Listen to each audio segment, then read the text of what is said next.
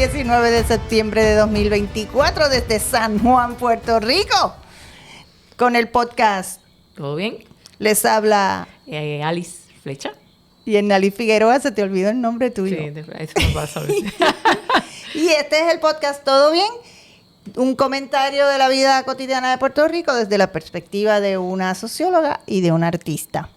Estamos haciendo una serie especial con candidatas de la Alianza.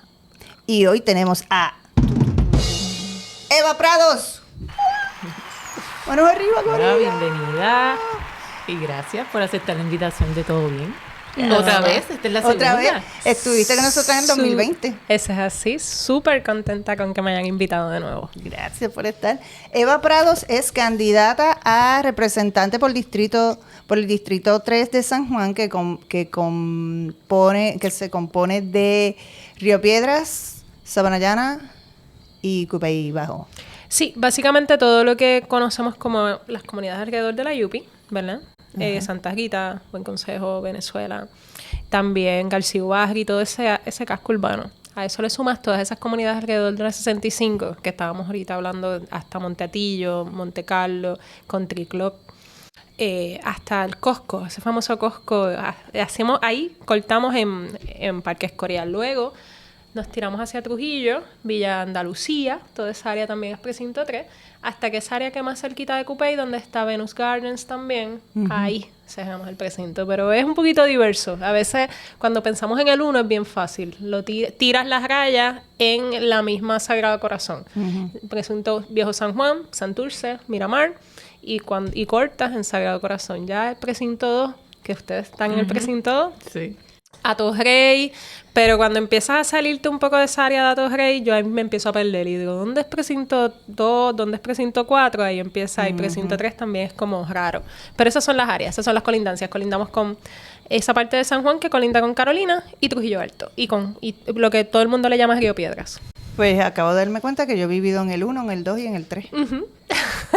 Cuando estaba en la Yupi, yo viví... Y la verdad es que nadie habla de 1, 2 y 3 hasta que se mete un poco en la política. Porque todos vivimos en Santurce, en Río Piedras, en Atorrey, y no sabemos mucho de esto hasta que empezamos a mirar un poco, como me pasó a mí, con todo este tema de los distritos representativos, que me gustaría hablar un poco sobre eso. Y cuando una persona representa por distrito, ¿es porque vive en ese distrito? No necesariamente. Eso? Depende. La Constitución dice que aquellos distritos representativos, porque por San Juan tiene la particularidad que en un municipio, por el nivel poblacional, tienes varios distritos representativos, tienes 5, porque todo esto está definido por la cantidad de personas que viven en esa área, y San Juan tiene tantas personas que entonces hay 5 distritos representativos. Pero hay otras áreas en la isla donde tienes, es a la inversa. En un distrito representativo tienes varios municipios.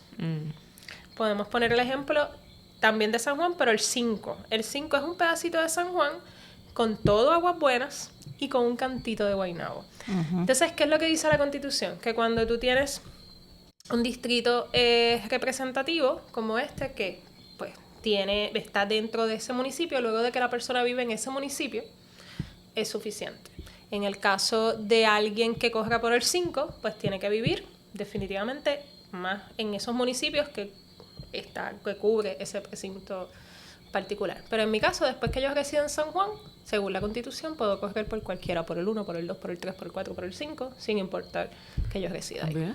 ¿Y hay algo que te acerque a ese distrito? Muchísimas cosas. ¿Cómo cuál? Desde que yo era chiquita, por ejemplo, mi papá trabajaba en el municipio de San Juan y fue administrador del Paseo de Diego. Así que desde chiquita yo jangueaba en el Paseo de Diego, como uno decía, y tengo esos recuerdos bien vivos de mi papá. Se levantaba a las 4 de la mañana a abrir lo que era la plaza del mercado. Así que para mí Río Piedras era central en mi crianza. También pues estudié en la Yupi y todo, ¿verdad? Y me tocó tanto la vida en la universidad, que además de que estuve bien involucrada en el movimiento estudiantil, me terminé haciendo una de mis primeras experiencias laborales fue con Cauce. Nosotros en la Escuela de Derecho podemos hacer como lo que se llama una clínica, y parte de mis tareas era Ayudar a Cauce, que es ese proyecto que enlaza a la Universidad de Puerto Rico con las comunidades de Río Piedras. Así que también mis experiencias laborales empezaron a relacionarse mucho con Río Piedras. Y quizás uno de los momentos más importantes de mi carrera fue cuando trabajé con un modelo que trató de impulsar Carmen Yulín, pero que en mi caso yo me involucré más desde una organización comunitaria, que es el presupuesto participativo. Y ahí me tocó trabajar directamente con la organización comunitaria de Venus Gardens, del casco urbano de Río Piedras, facilité asambleas comunitarias, hice muchísimas cosas. Así que si miro mi vida hacia atrás, aunque no resido per se en el precinto 3, casi toda mi vida ha girado alrededor de ese precinto. Yo te estoy copando la conversación, métele, Ali. No, es que yo tengo una pregunta que voy a hacer, es compuesta. ¿Cómo...? Sí, porque la última vez que nosotros te entrevistamos fue antes de las elecciones del 20.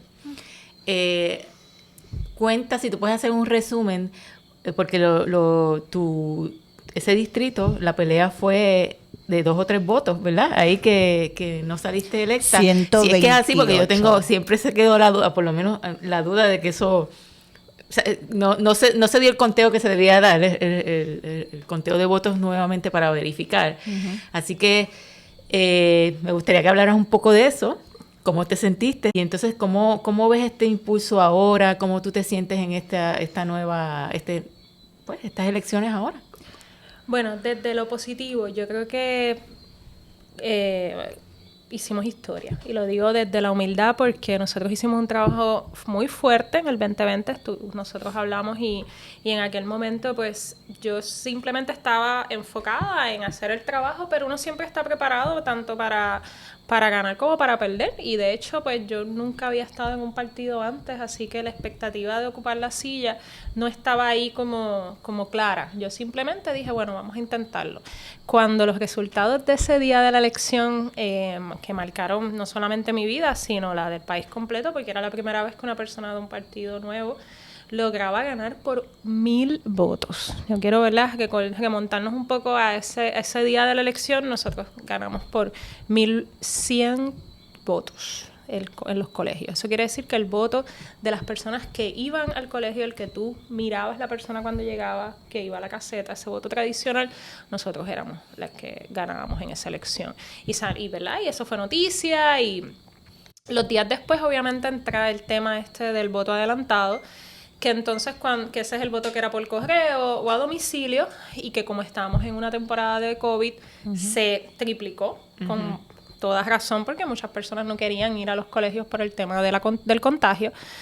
Pues eso cambió la historia, y de repente tuvimos varios días. Cuando tú me dices cómo te sentiste, pues tengo que recordar que pues un día de mucha emoción, unos días después de mucha incertidumbre y sobre todo de mucha inquietud, porque uno no sabía verdaderamente si lo que estaba ocurriendo correspondía a algo que sí, que era el resultado de esas otras personas que decidieron votar más por el incumbente, pero el cambio, incluso la tendencia de las personas que trabajaban conmigo y miraban y decían, óyeme, en una unidad que tú ganaste, de repente en voto adelantado no ganabas.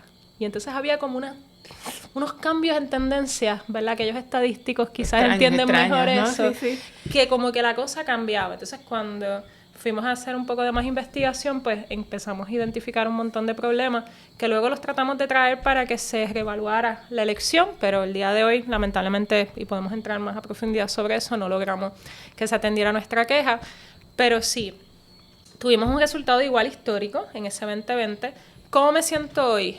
Pues me siento que por un lado, no te voy a negar que al principio con muchas dudas, con muchos miedos, porque volver a pasar lo que pasé, yo la pasé súper bien. Yo incluso cuando pasé la entrevista con ustedes, estábamos en un momento peak y a mí me encantó la experiencia. Volver a sufrir el proceso electoral per se, de tener ese miedo de si no me van a volver a hacer una trastada, si este tema del voto adelantado es un truco y no están, ¿verdad?, aprovechándose los otros partidos. Y vamos a decirlo con las palabras, si se dio o no un fraude electoral en el 2020, pues claro que me asustaba, claro, de volver a pasar por el proceso.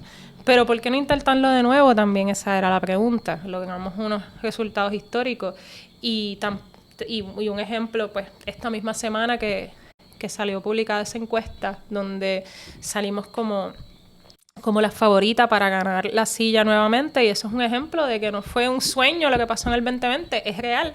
Los residentes del precinto 3 me están apoyando como esa próxima representante, no viniendo de un partido tradicional, y eso nunca había pasado antes. Uh-huh. Y ¿qué cosas que me imagino que tuvieron que haber aprendido en ese proceso del conteo, están listos ustedes para prever? Si es que han pensado en eso o... Todo el tiempo. Yo te diría que desde antes de tomar la decisión de volver a correr, eso era un elemento súper importante. Lo discutimos como equipo. Yo se lo pregunté a mi equipo y yo le decía, lo volvemos a hacer.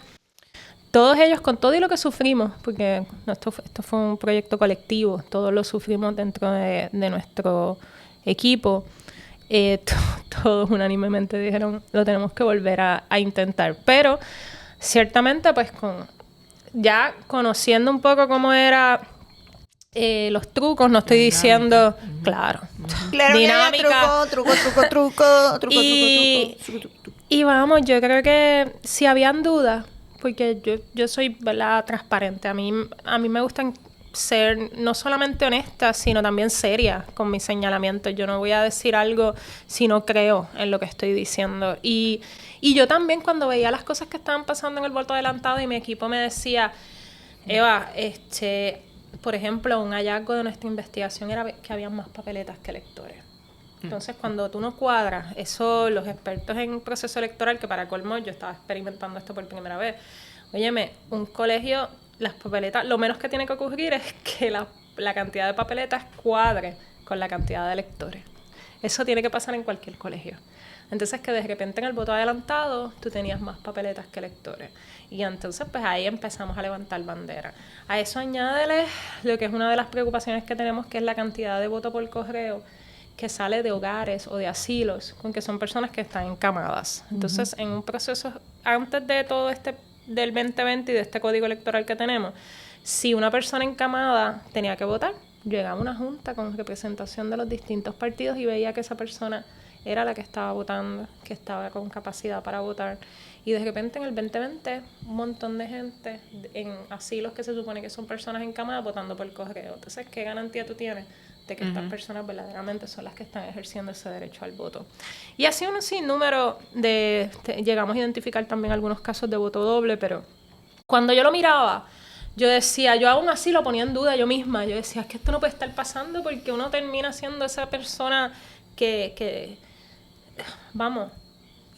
no cree que alguien se va a atrever a hacer algo así.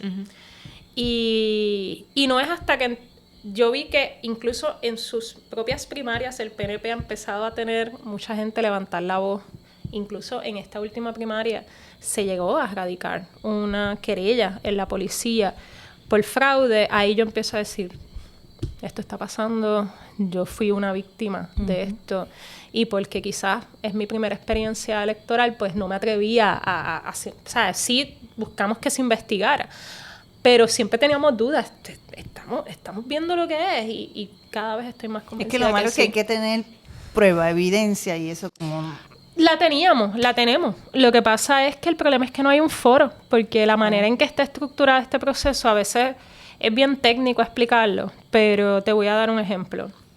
En el 2020, nosotros, pues como mencionaron ahorita, el margen de diferencia era de unos 125 votos. Nosotros pudimos identificar que habían suficientes papeletas de más como para cambiar el resultado de la elección. Aún así, nosotros no dijimos, es Eva Prados la que debe sentarse en la silla. Nosotros lo que pedimos fue una investigación. Y pedimos que, en todo caso, para asegurar que los resultados fueran correctos, que se llamara una nueva elección. Eso era lo que nosotros estábamos pidiendo. Pero como el proceso de escrutinio terminó el 30 de diciembre, el 31 es... no, ¿verdad? Era un día feriado y el 1. Juramentan a la persona que estaba en aquel momento, Juan Oscar Morales, lo juramentan en la silla. Y al juramentarlo aplica un criterio de la Constitución, que es la misma Cámara de Representantes quien tiene que evaluar la elección. Sí. Y obviamente, no es un tribunal. Sí. Entonces, eso te abre un problema bien grande, y porque Si yo hubiera sido una popular, si hubiera sido del Partido Popular, con el Partido Popular siendo mayoría en la Cámara, hubiera habido una nueva elección en el Claro que precinto sí. 3. Eso Claro no que hubiera sí. habido duda. Si yo hubiera sido PNP y el escaño era popular, hubiera habido una nueva elección en el precinto 3. Claro que sí. Pero Eva Prados era de un partido nuevo que para colmo era una amenaza para el bipartidismo, pues ni siquiera quisieron abrir la investigación. Sí, porque Así, era más fácil negociar con los mismos, o sea, los votos, porque eso también, la Cámara también quedó ahí que necesitaban la negociación, ¿verdad? Para poder ganar. El personaje de Víctor Alicea, Epifanio González Villamil, él tiene una frase célebre sobre esta gente. Son malos. ¿Verdad, Epifanio? Son malos. Sí. Y ambiciosos y están obsesionados con el poder porque la información que uno maneja es de que pues la amenaza de que ellos no pueden ver incluso los mismos partidos que saben que está habiendo trucos, que está habiendo cosas que si fuera a ellos quienes le estuvieran pasando, pues yo me reuní yo toqué todas las puertas que te puedes imaginar en esa cámara.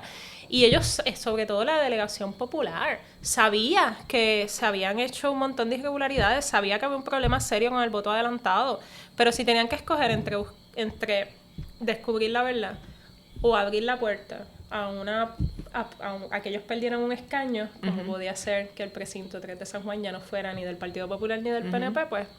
Sí, porque es más fácil negociar con alguien que conocen y tramposos, perdón, mentirosos igual que alguien que no les va a seguir ese tipo de negociación. Que los está desplazando. Si algo el Movimiento Victoria Ciudadana ha terminado siendo, ha sido esa segunda opción ahora que ha desplazado al Partido Popular Democrático y ellos están muy conscientes. O sea, la estrategia política allá atrás, si uno la entendiera como yo he aprendido a entenderla, te darías cuenta que es una película de gángster como cualquier otra. Sí. Hay todo el tiempo una estrategia más de ver cómo me mantengo en el poder, como decía Manuel Natal en aquel famoso discurso que él decía, esta gente en vez de estar pensando en cómo vamos a mejorar el país, lo que están pensando es cómo asegurar las sillas de esos próximos 4 años. Y así están pensando todo el tiempo. Y ellos veían que tú ya venías sonando haciendo otras cosas de lo que estabas hablando de la auditoría de la deuda.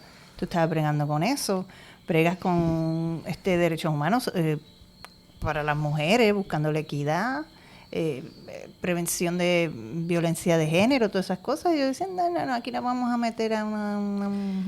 Bueno, y no solamente, entre chiste y no chiste, un poco es como, mira, por ahí viene alguien que va a trabajar. ¿Sí? Vamos a meter a alguien aquí que va a trabajar. Y como ellos, como no trabajan allí, porque estoy segura que no trabajan allí, no trabajan, imagínate. Bueno, pero acuérdate que la demanda que me puso en el tablero del juego fue que había que publicar los salarios. ¿Tú te piensas que están públicos los salarios? ¿Y a quién demandaste? Ajá, al Senado y a Rivera Chance. Y 4 años después yo te puedo decir que si tú vas a la página del Senado, o si la del Senado no hay nada. No hay nada sobre los salarios. Así que no, ese cambio de administración no cambió el patrón de no querer publicar quiénes trabajan allí y pues cuánto se ganan.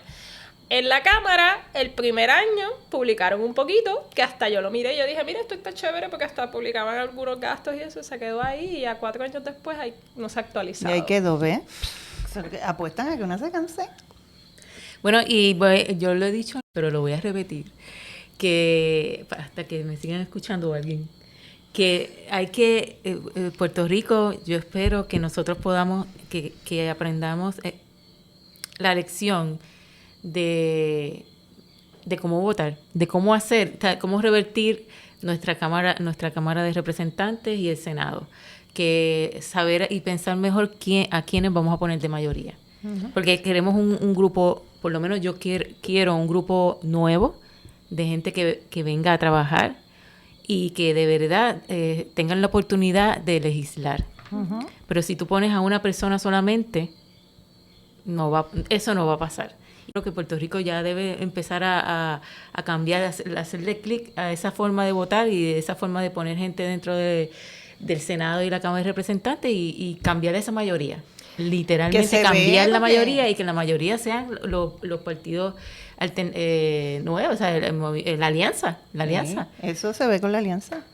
Y sobre todo eso que tocaste de cómo nosotros realmente podemos transformar esa Cámara y ese Senado, y sobre todo esta dinámica que hasta ahora, por ejemplo, tú escuchas que si el bipartidismo, su base principal son las candidaturas por distrito. Y eso es algo que a veces pues desconocemos porque los políticos que casi siempre conocemos o los que siempre estamos mirando son la cabeza, gobernador, gobernadora.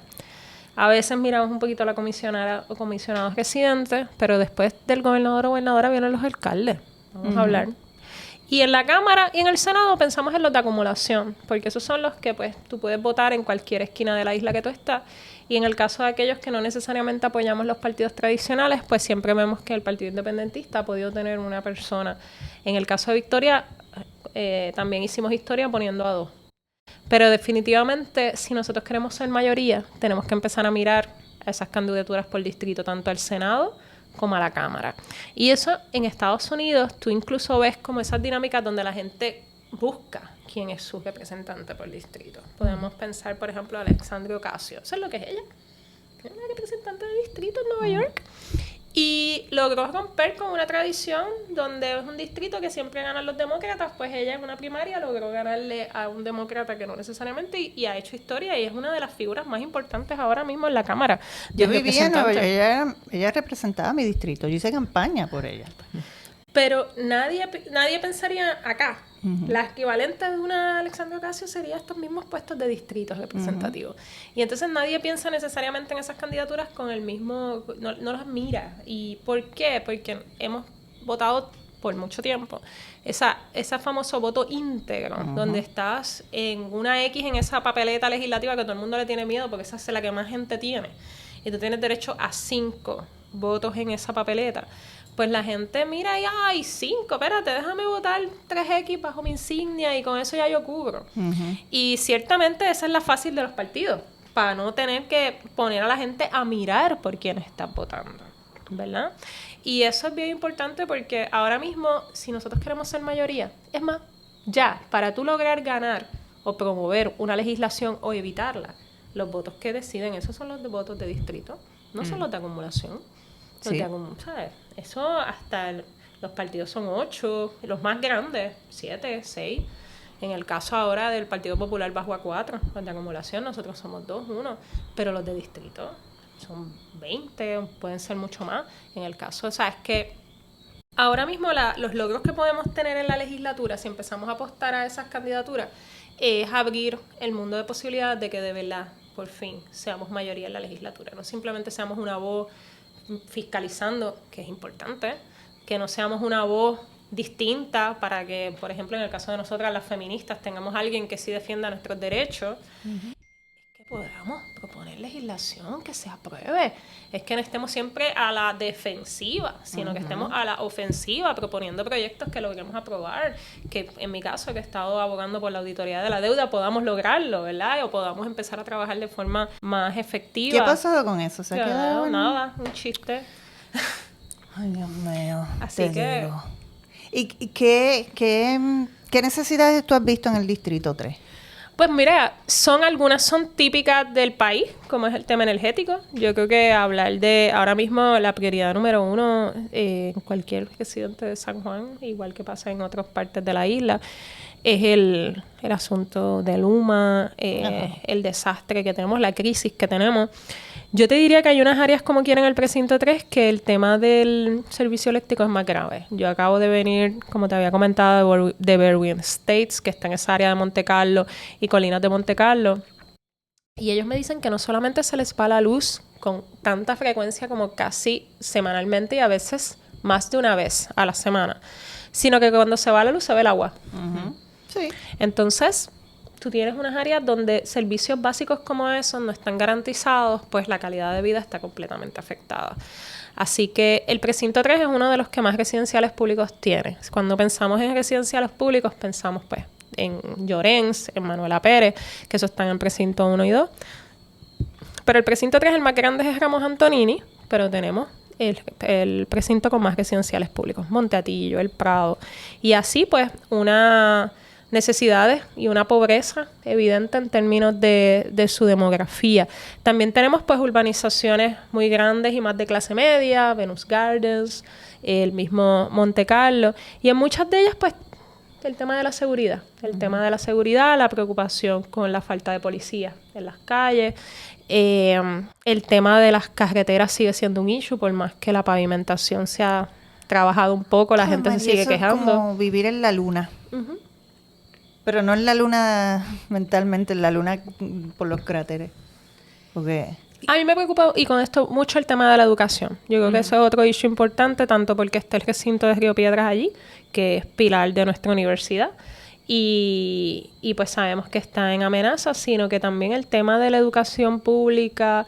En el precinto 3 hay 3 escuelas alianza, que sabemos que es el modelo que se está buscando hacer para sustituir las escuelas públicas, pero no dan abasto tampoco, y la necesidad de que se invierta en nuestro sistema público sigue siendo urgente.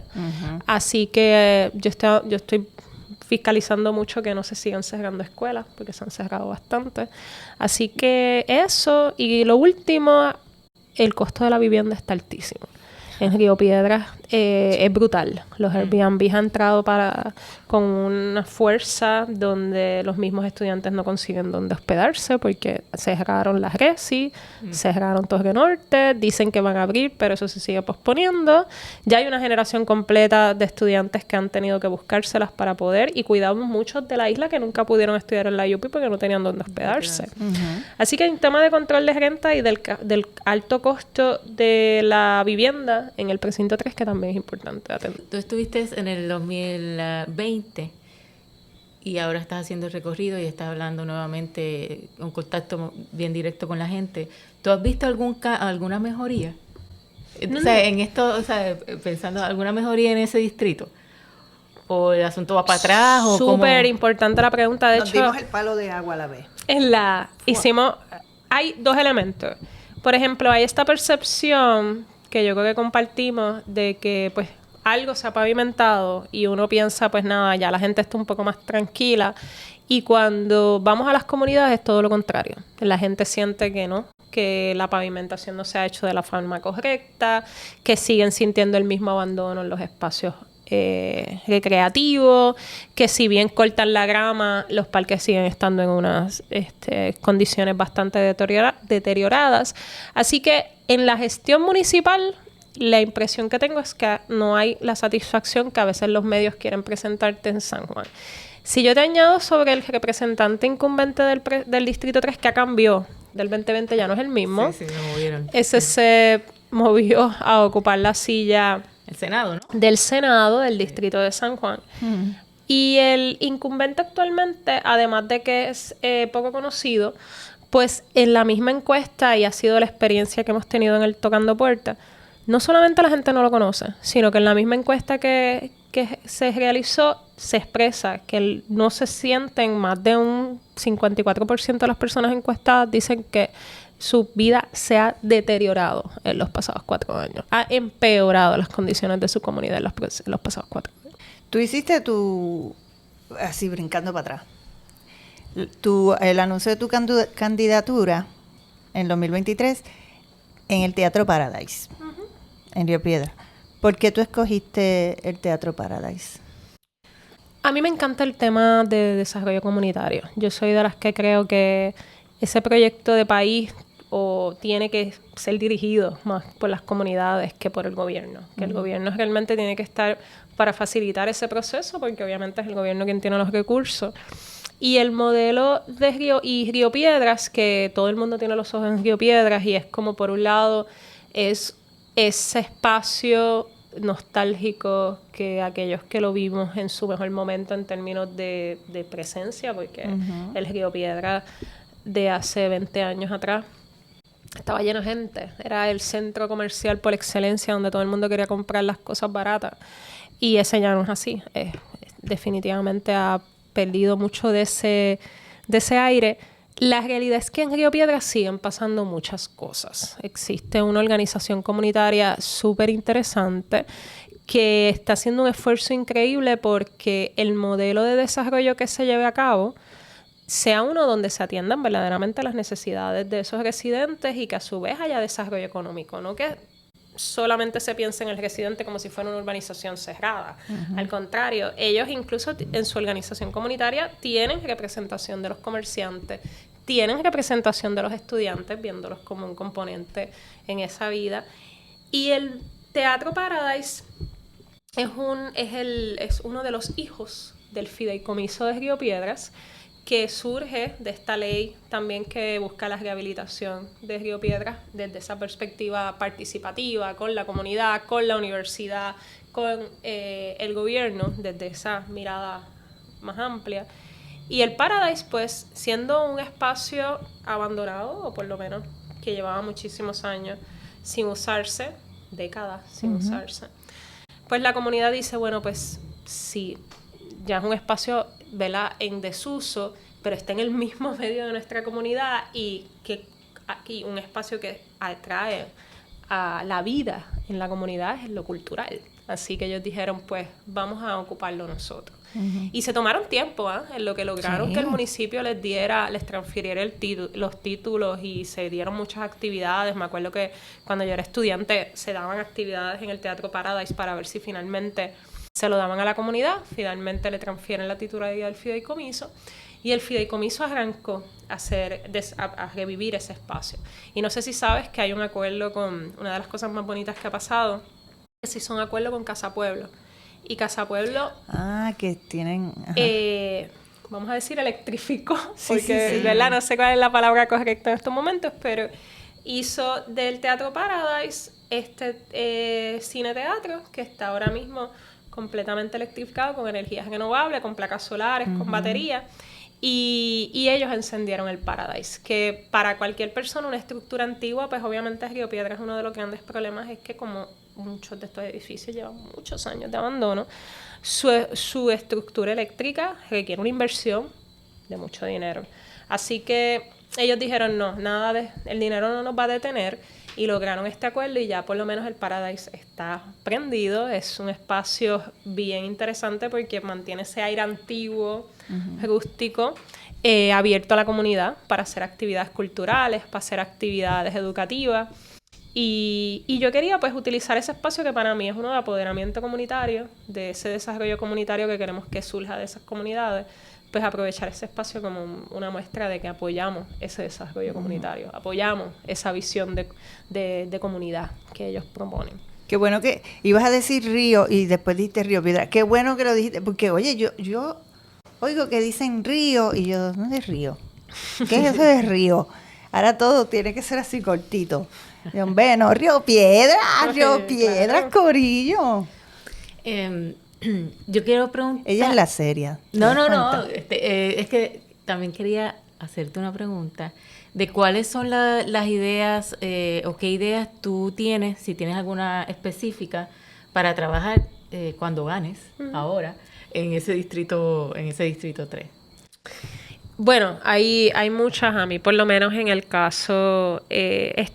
porque también parte de nuestras propuestas incluyen desde una mirada más nacional, como seguimos manteniéndonos en el tema de la corrupción. Eso sigue siendo un issue que queremos trabajar porque la corrupción afecta también los recursos que se necesitan para poder atender las necesidades locales, ¿verdad?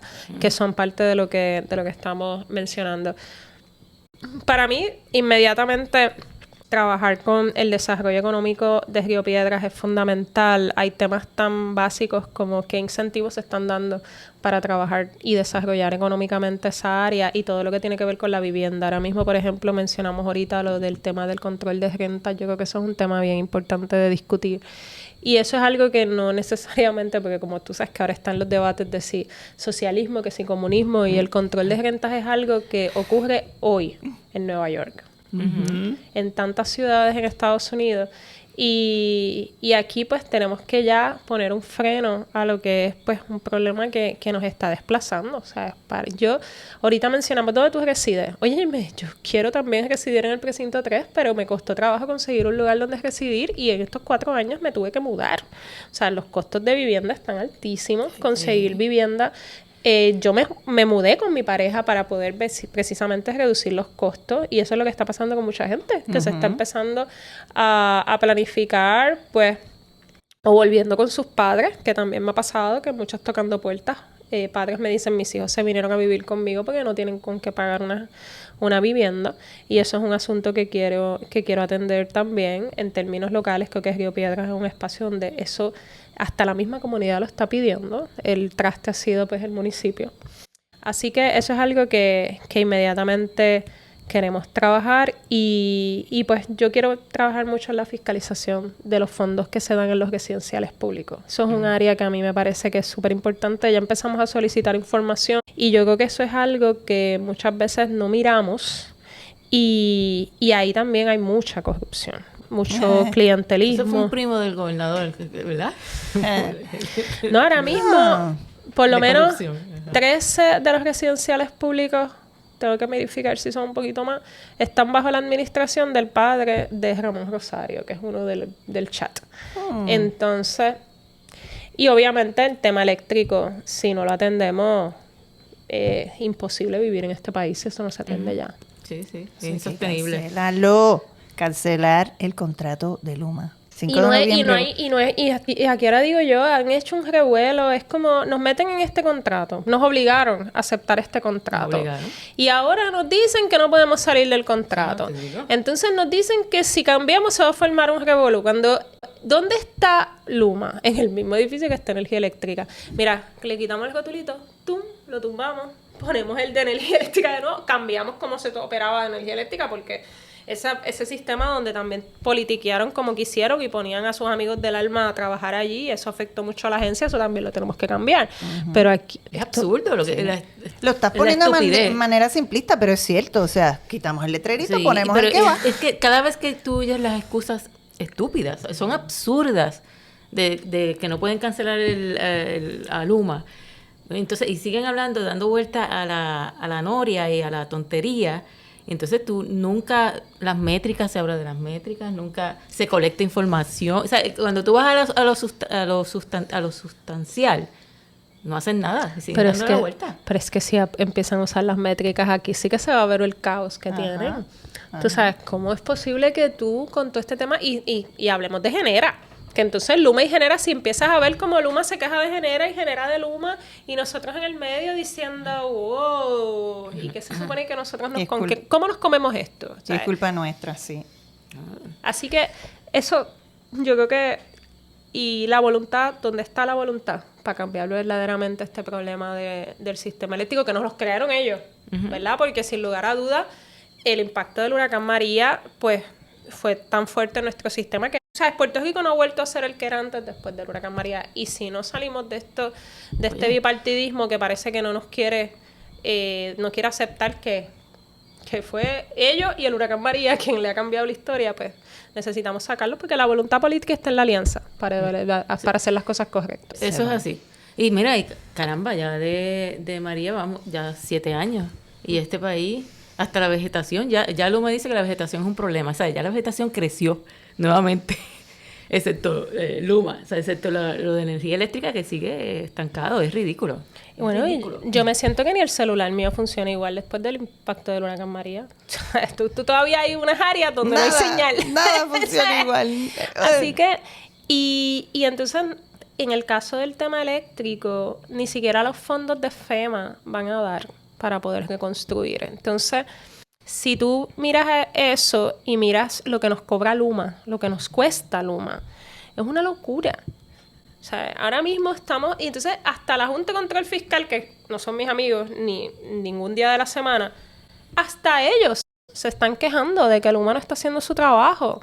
Entonces, y nosotros seguimos aquí esperando. Entonces, esperando no sé qué. Pero, a Godot. Sí, a Godot. Sí, ahí es que estamos esperando. Y ¿verdad? Para sacarme esa gente que yo le tengo para relajarte, ¿qué tú haces? Porque esto es demasiado, o sea, lo que estamos viviendo es muy fuerte. ¿Qué tú haces para relajarte? Mira. Pues tú sabes que, digo, ya yo creo que cuando las conocí ya lo hacía, pero pues yo tejo.